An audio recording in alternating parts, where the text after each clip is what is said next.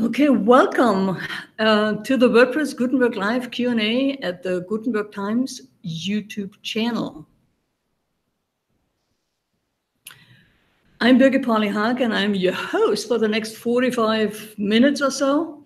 And I'm thrilled that today our guest is Raquel Smith from WPTasty and foodblogger.com to join me. And we will discuss with her on what's going on in the food blogger world around Gutenberg and WordPress 5.0. We'll also talk about some Gutenberg news and, of course, answer your questions.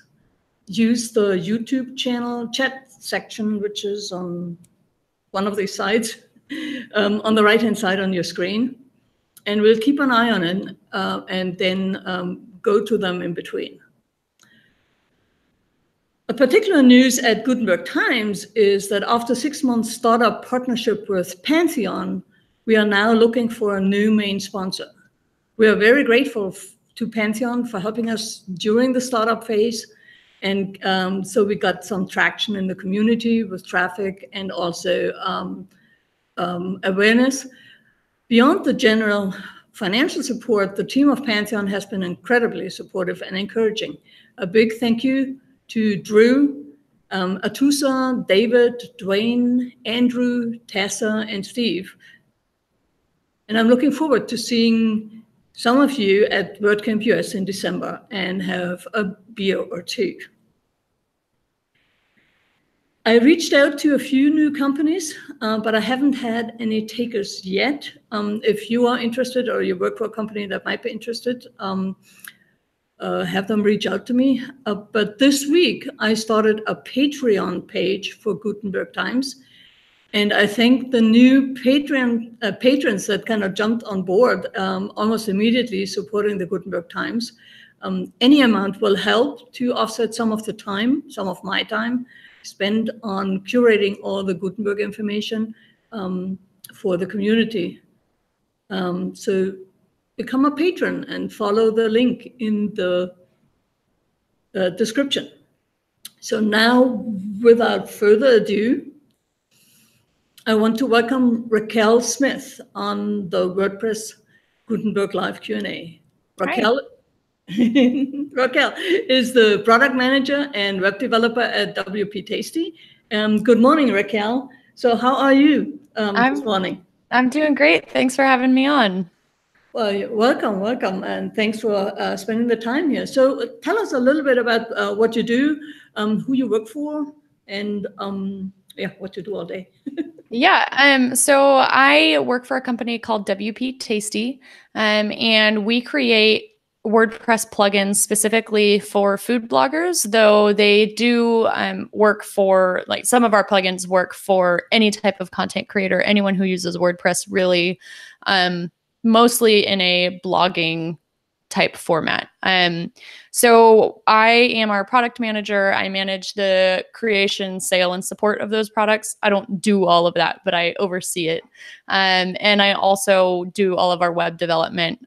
So take designs from our designer, make them live on the internet. And that's the big bulk of my day. Another small part is, as Birgit mentioned, I work for another company by the same owners called Food Blogger Pro, and it's a membership site. So I spent a little bit of time there with some web development and creating courses and supporting our community members. And then another small part of my job is web development for Pinch of Yum, which is a food blog. Well, thank you. Yeah, it's a lot of work to do, eh? Yeah, there's a lot of different things going on every day, which is it's fun. Yeah. So, but the first time we got in contact was because you published a very in-depth view on how to do nested blocks with Gutenberg. So how does that came about? Yeah. So I was actually I'm building a content block for Pinch of Yum, which is the food blog, and we want to basically create a page that says our favorite chicken recipes or our favorite, I don't know, vegetarian recipes. And so each one will have a photo and a recipe title, a short description, some ingredients. and then a link to the actual recipe. And some of them will be on the Pinch of Yum website. Some of them will be on other websites. So what I was thinking about was like, okay, this should really be made with Gutenberg because we want to be able to put these blocks in, other posts, for instance. So here are some similar recipes to this enchilada recipe we just published. And so that's a perfect use case for a Gutenberg block. So I could either code it up individually, but I was like, all these little bits and pieces, they're all things that already exist. And I had been hearing about nested blocks, and I was like, this is a perfect application for nested blocks, even though I have no idea how to make a nested block at this point. So I just started to dig into it, and there was very little documentation about how to use nested blocks. There still is. So I was just, taking things that I was learning as I was working through it. How, like, what a nested block is, how to even start with a nested block, how to define a template, what you can define in the template. Something I learned that's not in that blog post that I need to add is that for one of the child blocks, when you're defining the template, you can add a class name to that child block, which is like, oh, that's really helpful so that I can style that specifically. So there's a lot of just little things to find in the that aren't documented anywhere, or that they're documented in the GitHub repository, but when you search Google how to make a nested Gutenberg block, nothing comes up. So yeah, that's how I wrote that blog post. That's how it got started. It's just this need that we had for Pinch of Yum. That was a good application for it. Yeah, and I have seen, well, at least we quoted it about, and we also kind of tweeted out about it on the Gutenberg Times Twitter feed. And we find there was a lot of interest for it. Did you? You should have seen quite some traffic on that blog Actually, post. what's so funny is I went to see if I had traffic, and my personal website is it's something I threw together. It's probably about 50% complete in any given aspect. And I realized that I never added my Google Analytics script. So I have no idea how many people saw that blog post. Well, I can definitely give you an idea how many came through the tweets that we did, and how many clicks? It's probably about 100 or something like that. Wow, that's amazing. That's the most traffic that my personal website's ever seen. So yeah, and I agree. There's a lack of information for people who don't want to dig through the GitHub code. It's not that easy to find. There's so much information in that GitHub repository, but it's not easily accessible. And so I can see why people are interested in that, because I've Googled so much stuff. Even when I was starting out on that project, how to make a nested Gutenberg block. And there's just barely any search results returned that don't give near enough information. And so, yeah, there's definitely a need for some good Gutenberg-based tutorials for just how to do some of these common things. Right, and the ones that are out there. So on the Gutenberg Times, there is we put 53 resources for developers and designers together, and I will kind of link it out on the Q&A in just a bit. But tell me, so what are you hearing from the food bloggers about Gutenberg and about WordPress 5.0? Is it even on the radar, or is it something like they will be all surprised? Yeah, no, we're trying to get it on the radar. So Food Blogger Pro is a membership community, and we also have a podcast. So our podcast has a much broader audience than our membership community. So we talk about it in our podcast. And we're really trying to get the word out there, because it is going to be a really big change. The nice thing is that existing content shouldn't break when Gutenberg is merged into core. So we're trying to make people feel comfortable with that. Even if you're totally unprepared and you accidentally click update for 5.0 and then all of a sudden everything is different, your existing content is still going to be there, and that won't be broken. So that's really good. But we do have a number of people, especially our customers for WPTasty, who have activated Gutenberg and are trying it out on their live site. And it's a mixed bag.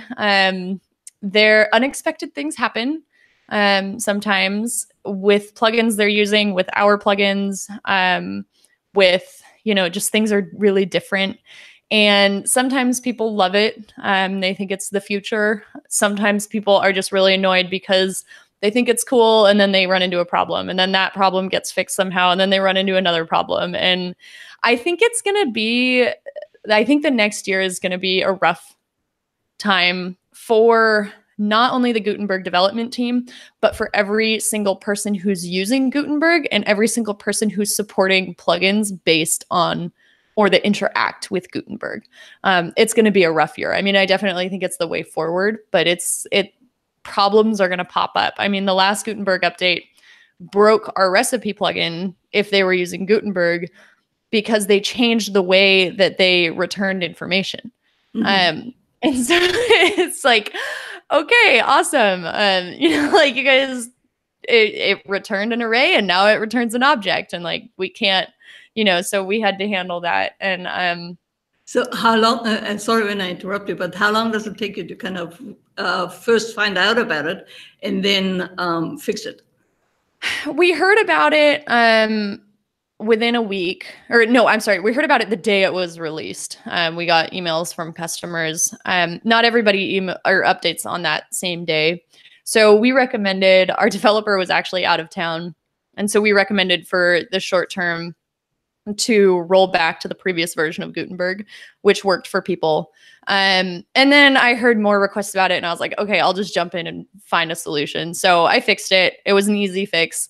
But I wasn't sure that that was the best way to go about it. So we just handed out, whenever someone reported it, we would hand out a development copy. Like, here, this has the fix. You can either roll back or use this fix until we find something more permanent. And then I worked with our developer to find a better, more solid solution. And so that whole thing was like a week. Okay. So yeah. If it was something that affected people, because Gutenberg isn't in core, it wouldn't, like, it affected a handful of people.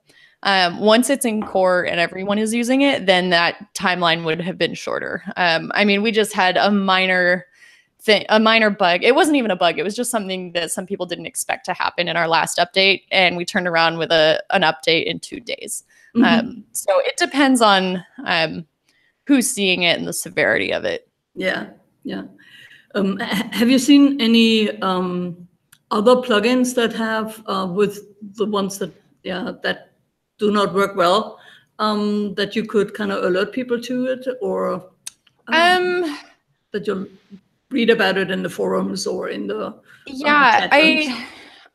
There's gonna be a lot. I don't want to name call. I think that might be a little inappropriate. But there are a lot of plugins that are no longer supported, that work fine in the classic editor, but that will not work in Gutenberg. So if you have a plugin that you haven't seen an update for in, a year, then it's probably right now is a good time to start looking for a different plugin. I actually have a blog post about, if you go to WPTasty.com/Gutenberg, I have a blog post about how to prepare your website for Gutenberg merging into core. And it's a simple process. It's just, go to a staging site. Hopefully you can set up a staging site. Most hosts have that option, and then activate Gutenberg and then try using it, try all the things that you would normally do in your normal blog post and see what works and what doesn't work. And so that's my recommendation, is just do a lot of testing. Old plugins will not work. It's not one of those things like with WordPress, there's a big push for backwards compatibility. And with Gutenberg, the content that you have is backwards compatible. What exists is backwards compatible, but Gutenberg itself is not backwards compatible with old code as you're moving forward. So it's a little bit different in that, yes, your old code will work, but it won't work in the future. So it should be pretty apparent which plugins are not going to work on your site based on when they're last updated and just a little bit of testing. Yeah, we did we worked with Daniel Bachhuber on this plugin, Gutenberg plugin compatible project. Yeah, he's actually our lead developer. Oh, okay. All right. Yeah. So, and he did a kind of overview on how many blocks plugins actually would be affected by by Gutenberg. And it seemed that 70%, 77% actually don't touch the plugin, the editor, so they won't be affected. Some of them touch the live view, but because it all comes as from the WP content, they wouldn't be affected of it. And from the ones, I think as a community project, about 900 plugins were tested. And only about 7% had hiccups, not necessarily kind of bombed the site, but had some hiccups on the UI, which actually most of them are fixed with the meta boxes. It's not a very gracious fix, or it's not particularly beautiful, but it's fixed. So how do you feel about a plugin developer and not having the latest, kind of not having it in core? There are certainly a few unknowns that you only want to will be able to tackle when you have actually a beta version of 5.0, right? Yeah, there's actually a lot of unknowns and missing bits and pieces, missing APIs. So Tasty Recipes is our plugin. That was our first push for Gutenberg compatibility. And that one is fully compatible. Like I said, things pop up where it's like, oh, look at this. We need to go fix this problem. Our other plugins, Tasty Links and Tasty Pins, those are actually missing the required APIs for them to work in a really kosher way. So fortunately, Daniel, who's our lead developer, he's a very talented developer. He knows the guts of WordPress inside and out. And so I was just emailing with him this morning. He's like, yes, I have a plan for how we're going to make this work. And, he's also for us, on our time, helping get those things created for those APIs created for the Gutenberg project. But it's from a plugin developer's perspective, it's frustrating because it's like, here's this thing that everyone's going to be using and it's awesome and we really believe in it and we think it's really cool. But at the same time, it's leaving like, I don't know, 20% maybe of things on the table that it's like, yeah, this needs to happen. These are things that you could do with the classic editor that you can't. And I mean, we sell premium plugins only. So it's not like, oh, bummer, our free plugin no longer works. It's like, no, this is our business, Yeah. So it's frustrating. It's exciting. And we'll find out ways to work around it. And I'm just, so thankful that we have such a knowledgeable and talented person on our team. I mean, Daniel's on he's part of the core Gutenberg development team. He's, very much involved with it. And I'm so thankful for that because otherwise I don't know what we'd be doing, There's a lot. Yeah, I've seen Daniel on the WordPress Slack quite a bit, and he has taken on the REST API missing and liaison from the Gutenberg development team to the REST API team to kind of find a way to make things work. And he's very hard working on it to get it all done.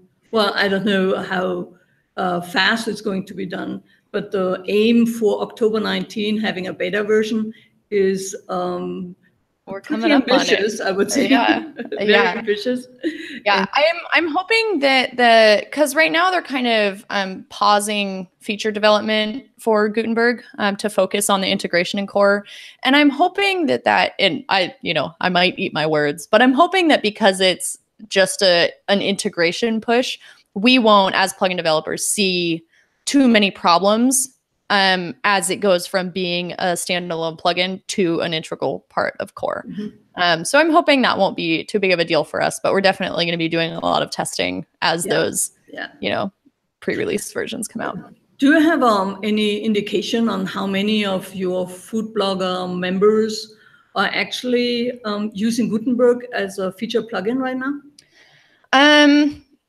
Not for Food Blogger Pro. For our WPTasty customers, if they're using Gutenberg, we hear about it because they run into something. It's either like, we don't have full Gutenberg support for all of our plugins. They'll email us like, when is this happening? Or they're using a recipe plugin and something breaks, or, so we hear about it. So I would say less than, maybe 1%. Okay. Yeah, not very many. Mm-hmm. Yeah, that pretty much follows there is new technology adoption curve. Yeah. Has these, so the innovators are the first 1%, and then the early adopters come, it's about 3.5%, and then the early majority comes, and then there's a late majority. And I don't think that we will have the early majority come in until next year in summer. Yeah, probably not, because not everyone keeps their core updates up to date. And the other thing is that there's a lot of fear surrounding the Gutenberg transition. And I think I've heard people recommending to other people to just install the Classic Editor plugin and don't use Gutenberg and be done with it. I don't personally agree with that. I think that it's good to have as a backup in case for whatever reason all your content breaks, which it won't. But I think because people are saying that and because of the fear, a lot of people are going to delay using Gutenberg for a while. So I think you're right. I think that early majority will probably be in 8 months or so from now. Yeah, that's what I'm thinking too. Yeah, it's going to be someone late 8 months. That's June, July kind of thing. Yeah. There is actually a big push to say, not a push, not in the development group or the core committers. They're all aiming for the October and then November release. But there is if the release is kind of pushed a week, then they still would release. That would be right around after Thanksgiving, either for Thanksgiving or after Thanksgiving. But if they are not able to move it, release it in that time frame, they will push it into January 22nd. Yeah, I've heard about that. I'm gonna eat my words probably on this, but I don't think there will be a full final release this year. I think it will be January, but I'm pretty sure that we have the first release like a candidate in November. I'm not super familiar with WordPress release cycles and the release candidates, so I can't comment on that. But considering the history of Gutenberg, they've been talking about it. It was supposed to be merged in like March or something.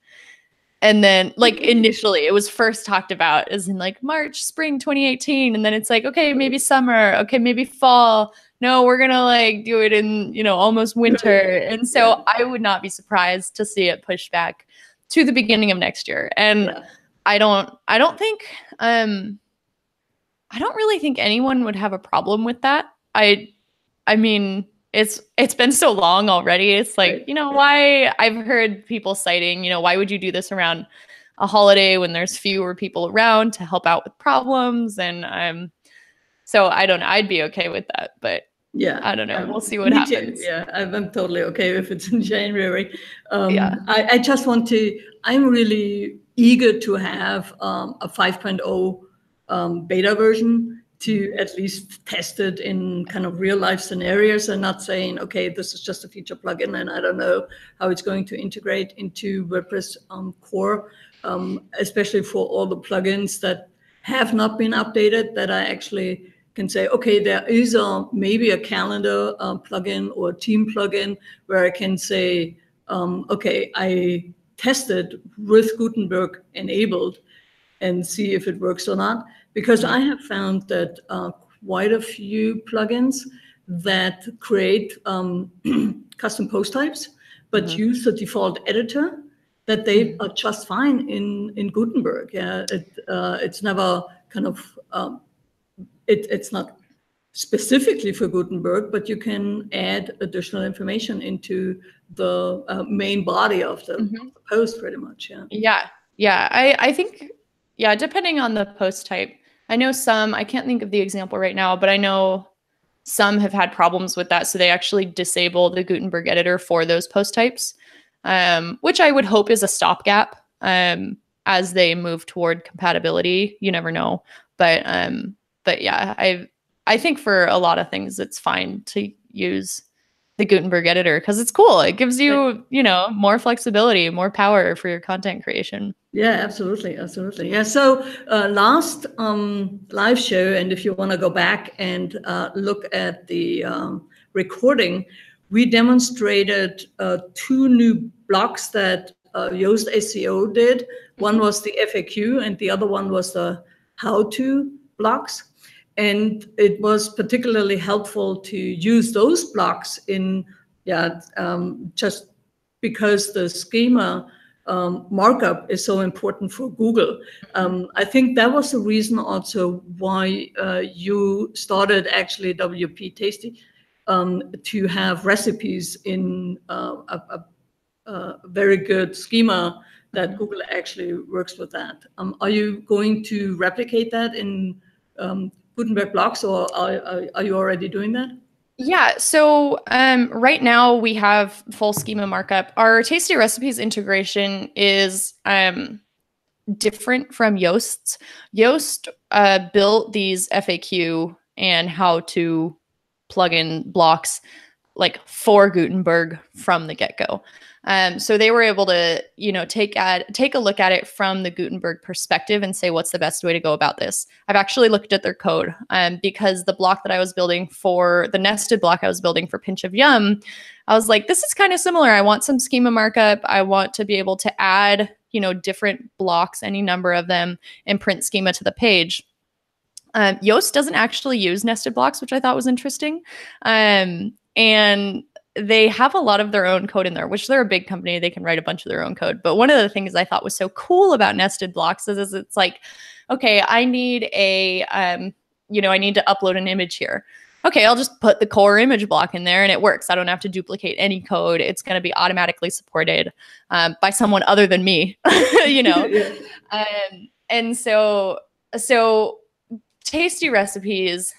So basically what I was looking at for that is using Gutenberg to create the schema markup and then print it into the head of the page.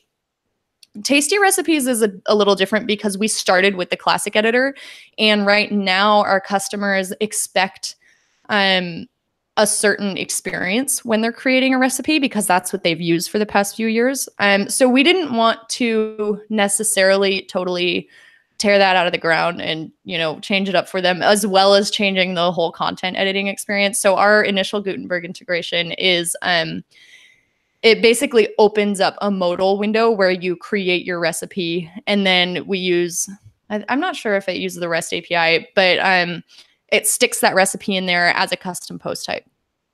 And so I have these like dreams for a from the ground up Gutenberg plugin using potentially nested blocks to create that schema markup. But right now, a lot of the schema generation happens elsewhere. It doesn't happen in the Gutenberg post. And it is printed to the page. And yes, you get your schema markup when you're using a Gutenberg plugin, but the actual implementation is a little bit different. So that's something I'm really excited about building in the next few months once we get everything else Gutenberg, you know, compatible. Yeah. So, well, I can see that you are so strategically, you probably need to make a decision if you want to put the Gutenberg blocks into the same plugin, or if you say, okay, let's create an add-on to a plugin. And because you need to support the plugin for quite a few, I would say a couple of years, for the classic editor, as well as the Gutenberg editor. How would you? Yeah, I think for us, it makes sense to have it in a single plugin because it is a premium plugin.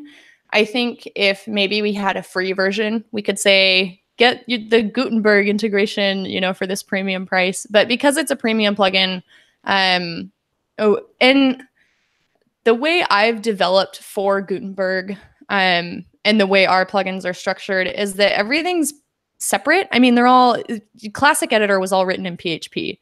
And And now for Gutenberg, everything's written in JavaScript. Not everything, but the vast majority of your code is JavaScript. So you like, they're totally separate. So they are in one plugin, but you're not getting a lot of tangled code as much. And I think we'll leave the classic editor support in there indefinitely. I don't see too much reason to remove it, but yeah, it'll need to at least remain around and supported for a number of years, and maybe as long as we sell the plugin. I mean, I don't think there's not going to be much changing about the classic editor. That means it's going to be an extra huge support burden for us, you know? Yeah, yeah. So I was looking at the live stream for now, and we have no questions, so we can just kind of have continue our conversation, and I really like that too. Yeah. I have it on our list of things to do, but or to talk about. So maybe I can go back to it. So how did you actually get into WordPress as a developer? Yeah, I actually started a food blog. I really enjoy cooking, and I was like taking pictures and putting them on Facebook, and someone said, you should start a blog. And I was like, what is a blog? I don't even know. And this was probably, I can picture where I was standing when I got that message. So this was probably 8 years ago that someone said that to me. So I started a blog, and I was in college at the time. So then I needed to focus on college, so I stopped blogging, and then I couldn't stay away from it, so I started a blog again. And then I joined Food Blogger Pro as a member, because I was like, okay, I really just need to get up and running. I think I was on a WordPress.com site, and I wanted to move to self-hosted WordPress for advertisement reasons. Most blogs are supported by advertisements as the main monetization channel for them. Most food blogs, I should say, not all of them. But so I joined Food Blogger Pro, and I was like, I'm just gonna, be here for a month and then I'll leave. And I never left. It was too good. There's a great community there, not just for food bloggers, but for content creators of all type. Our content is geared toward food blogs. So many of our examples use food blogs. We have courses on food photography, for instance. But if you're a DIY blogger, I'd say a DIY or lifestyle blogger, 70-80% of the content is relevant to those people. But we do focus on food blogs. So then I just got really involved there, and I loved fiddling with my website. I remember making the first CSS changes to my website. I would somehow found the style sheet, and I was like, this hex number is a color and I can change it. And it changes things. And it just it totally amazed me, that you could do these things. You can actually make websites and change them. And so just over time, I got much more into the web side of stuff and really wanted to learn more about that, and decided that blogging wasn't for me, but websites were for me. So blogging was kind of my gateway drug. And yeah, just did a lot of self-learning, and I still spend a lot of time banging my head against my desk because I don't know what I'm doing, but that's a really great way to learn.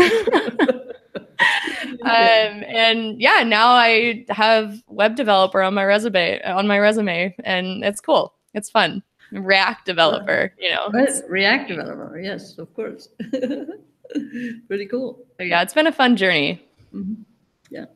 And yeah, let's so what is it that you kind of find fascinated about Gutenberg, just beyond what you do now and kind of chase around all those bugs and kind of get your plugins up and ready? But what is the kind of outlook in 3 years? What do you think? What will happen with Gutenberg?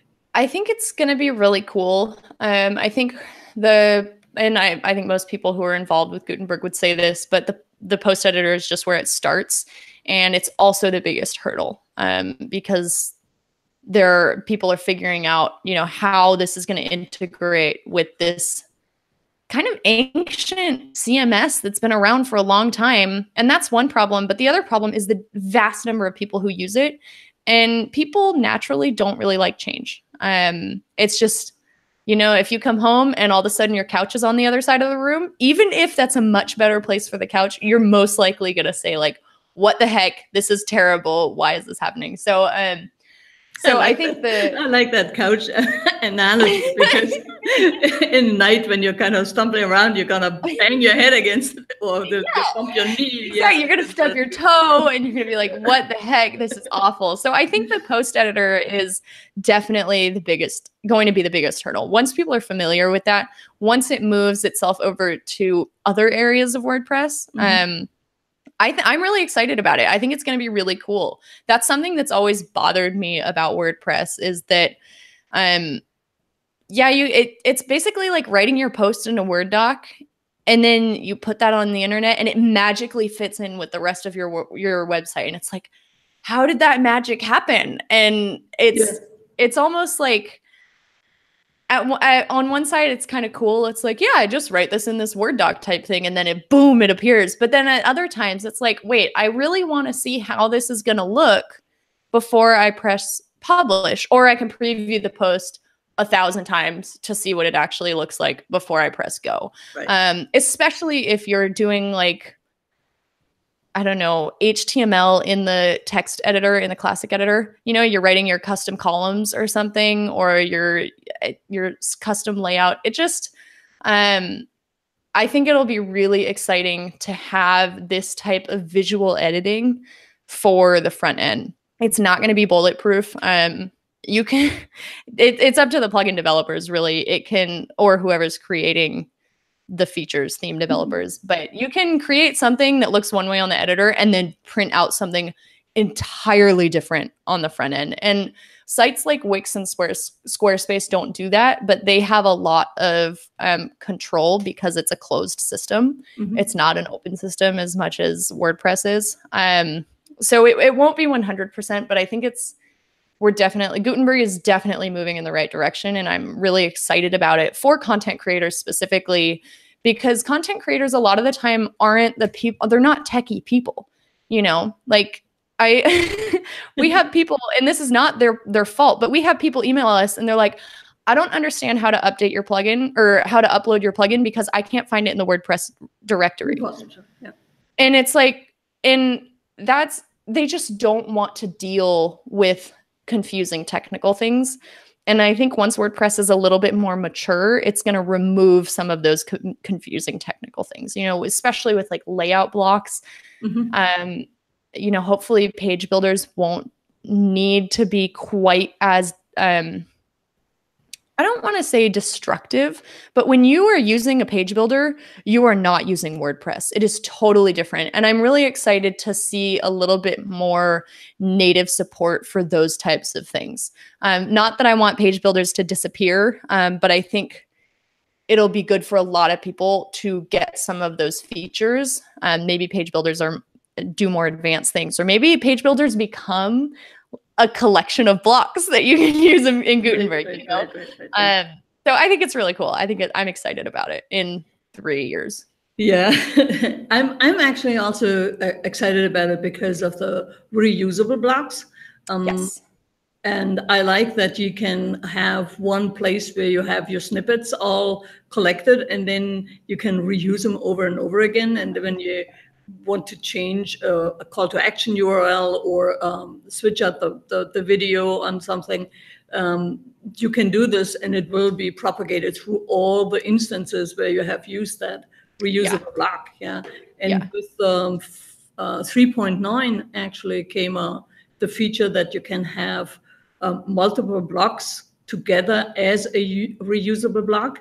So you could have your header and the video and the call to action actually in one block and then reuse it. That's really, I really love that. Yeah, that's really cool. And the other part is that that you can use them, you can export them and import them as well. So if you have affiliate marketing or affiliates on your products or something like that, what you actually could do is you can for download the Gutenberg block. And then they can add it to their own reusable blocks. You don't even have to think about it now. Oh, now I have to go and grab the link and then do the campaign and do the picture again. And yes, that's interesting. I hadn't thought about it in that perspective. with like distributing those types of exported blocks in that way. I also see this in the nonprofit world where community foundations, local community foundations do giving days.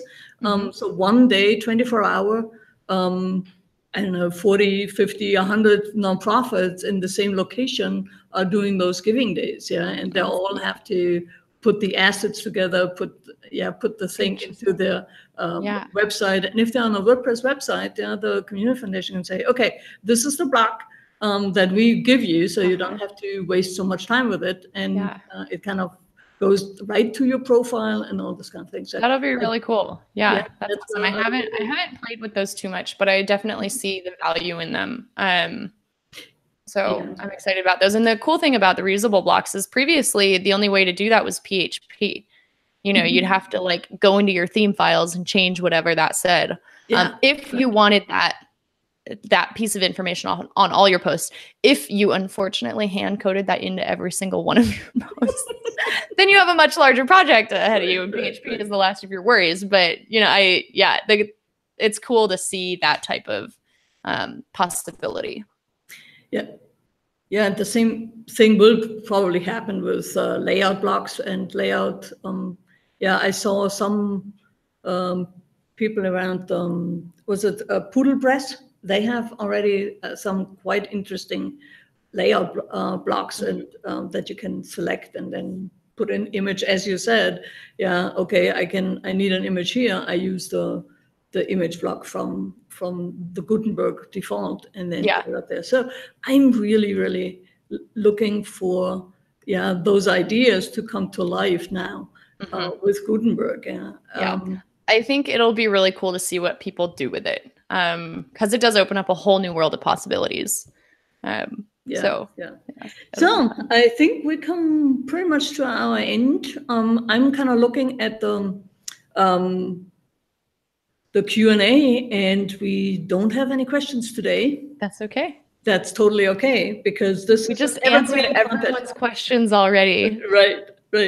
No, it was such a delight to talk to you. So would you, where can people find you online, and where would you like them to connect with you? Yeah. So personally, you can find me on Twitter at Raquel_M_Smith, because I'm not the only Raquel M. Smith on the planet, apparently.